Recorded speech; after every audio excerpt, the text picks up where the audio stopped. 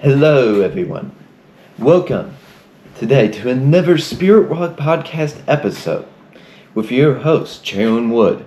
Today we will be going over the subject of temptation. I'm with my fellow comrades, Crane Wood and C.E. Tooley. Let us get into it. All right, thank you for that. Yes. Very good. Oh my gosh.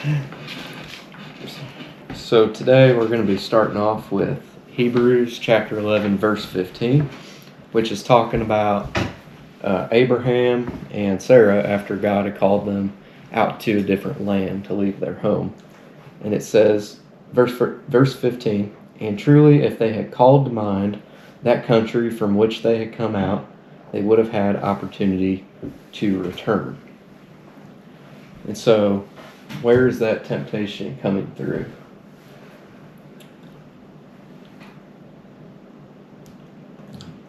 Really, the first place temptation comes through and is our thoughts. Yeah, Our So- desires. Yeah, and so they didn't think about going back where they came from, or they might have. And of course, the other thing, we have thoughts.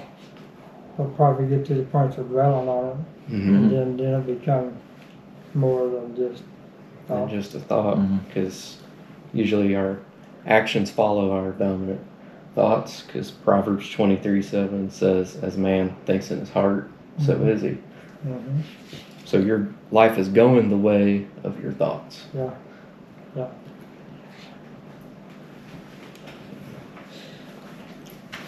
And I think it could also be said that, so like your mind, so you have a spirit, a soul, and a body, the three parts, and then your soul, which is your mind, will, and emotions, is the in-between.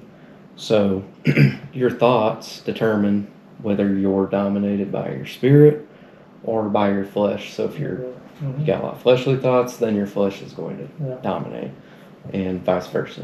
Yeah. And yeah, and the scripture does highlight where if Sarah and Abraham gave it thought, they would have been tempted to go back to where they were instead of where God had promised. And in the next verse, continuing this point, "But now they desire a better country, that is in heavenly. Wherefore God is not ashamed to be called their God, for he hath prepared for them a city." And in this verse, Hebrews 11:16, further clarifies what Abraham and Sarah did. They stayed to the truth God spoke to them rather than the things from the land they left. So they kept their focus straight on God. So basically, they focused on God's A plan, not the B or C. Mhm. Yeah. True. So they had a real revelation of the heart. That what flowed out of them Mm-hmm. is where God would lead them, and they believed that so strongly in their everyday life. That was all they talked about. Yeah. And so that's the other thing of temptations, or if they had thought even of going back. If you had thoughts of going back and then you say it out loud, you kind of give it life. Mm. So that's kind of the other warning part about temptations would be if you have a thought, now the enemy will put thought in your mind, Mm-hmm. but don't give it life by speaking it out. And of course, what speaking it out the first time or two don't matter, but when you speak it out continually and becomes a lifestyle, then Mm-hmm. that's most likely that the direction to be led. Yeah, you Mhm. start to come into agreement with that thought, because like we're constantly tempted by wicked thoughts, and even Jesus himself is tempted by wicked thoughts, but he didn't claim those thoughts. He Mhm. didn't speak them over himself. Yeah. And we claim it by coming into agreement with it and then pondering it and speaking it Yeah. over ourselves. And I think that's another thing that should be pointed out too. Just even though you focus on God's plan and stuff, there's still going to be hard things coming across. So even when those happen, don't just think, okay, I'm going to jump to option B or option C. Just stay focused in long run. So one thing that I wrote up back when was, so stop dipping your foot in, dive right in. Yeah. Keep going in. It's kind of like with David, where he's anointed by God to be king. At, I think it was around 17 or so. And so he's on God's plan for his life, and then everything for the next 13 years seems to go exactly the opposite, as his father-in-law is chasing him around, trying to kill him, and he's like leading a band of mercenaries, and it looks totally contrary to God's plan. But he was right on course. There was just a bunch of resistance from the enemy, and that's what happens, like, because God's will, you're going upstream now. Yeah.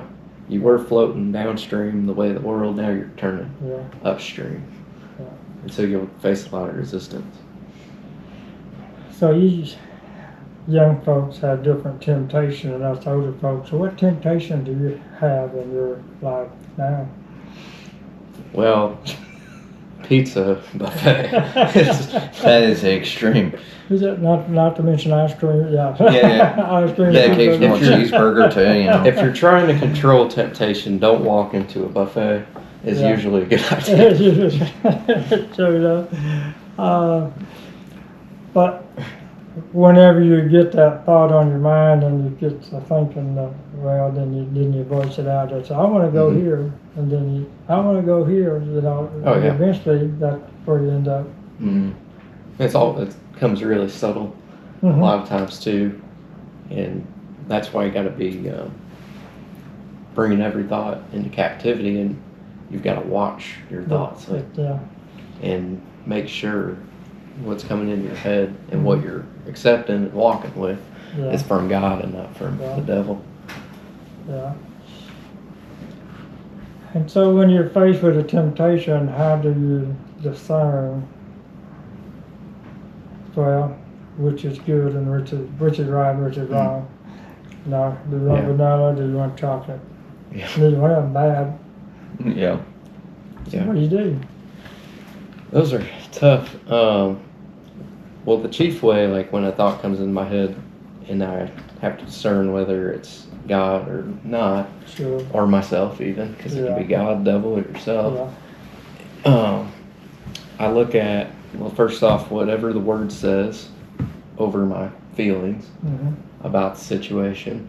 And the other thing is, what is this thought telling me to do? Is it something that will gratify myself, or is it to serve others and glorify Yeah. Him? Yeah, is it just pleasing my desires? Yeah, if it's just fulfilling your own desires, then Sure, it's usually not Yeah. God. And so that's okay, there's nothing wrong with that, but generally, and there's Yeah. nothing wrong with ice cream. I picked Yeah. that one because I know Yeah. that we could all, something we could Yeah. all relate to. But Yeah. when you get to finding out too much of a thing is not good for you, then and you're already in that place of wanting more, Yes. then then that's where the real struggle comes at as far as in a walk. When you Yeah. start idolizing it. Yeah. Yeah. Start idolizing it, wanting to dream about it. It seems like when you feed your selfish desires, Mhm. you just want more. You know, More. it just keeps Ah. going and going. Yeah. And what we should rather do is serve others, and that fulfills that on the inside of us. Yeah. Yeah. And like the other thing I had was Matthew 26:41, where Jesus was in the Garden of Gethsemane right before he got arrested, and he had just told the disciples to stay awake and keep watch while he went to pray. And they couldn't keep watch at all, and they fell asleep numerous times. And so his response to him, he said to verse 41, "Watch and pray, lest you enter into temptation. The spirit indeed is willing, but the flesh is weak." And so the big way to defeat temptation is by watching. So you're watching your thoughts, you're seeing what's from God, what's not, and then you pray as well. You pray out of that temptation, because a lot of times when we're tempted, we stop talking to God. Mm. Because I thought about like every time I had sinned, and I was not in the middle of prayer Mhm. when I had sinned. I had cut off that connection. From him. Yeah, continue relationship. Yeah. So the more you can stay in continual Mhm. connection with God, it Yeah, really reduces is that. your desire to sin. Mhm. And then you don't pull a move that David did, as we all know. David wasn't thinking. Yeah. Oh yeah. All right. And another thing was, what I'm reading off of is article that I wrote back when, and this was probably wrote this in December of last year, so it's been quite some time, and I kind of forgot about it. I picked it up again. I was like, we gotta do temptation, because this one part really stuck out with me. I kind of forgot about it. It's about Hernando Cortez. And for those who don't know who he is, he was the Spanish guy that went over to Mexico and took over the Aztecs, took over, like, basically led all these conquests and stuff. And Hernando Cortez is known for his famous quote, "Burn the ships." He did this because he wanted his men to be fully committed to taking over Mexico rather than retreating back to their homeland of Spain. So now, if you take that story and think of it in more spiritual way, spiritual terms, you, the viewer, are Hernando Cortez, and you have a choice. Either burn the ships of your past and move forward to the wonders that God has in store for you, or go back to the old ways that you lived, which was going back to Spain. If you stay committed to exploring the new world, you might run into Aztecs or life trials along the way, but in the long run, it will be worth it in the end. Just think of the gold of God's grace that lies ahead. Yeah. So the answer to temptation, kind of wrap it up here a little bit, is first enters into a thought life, and then the other part of it is getting into the right part of it, know for sure where we want to walk, staying focused on Jesus, and then being committed.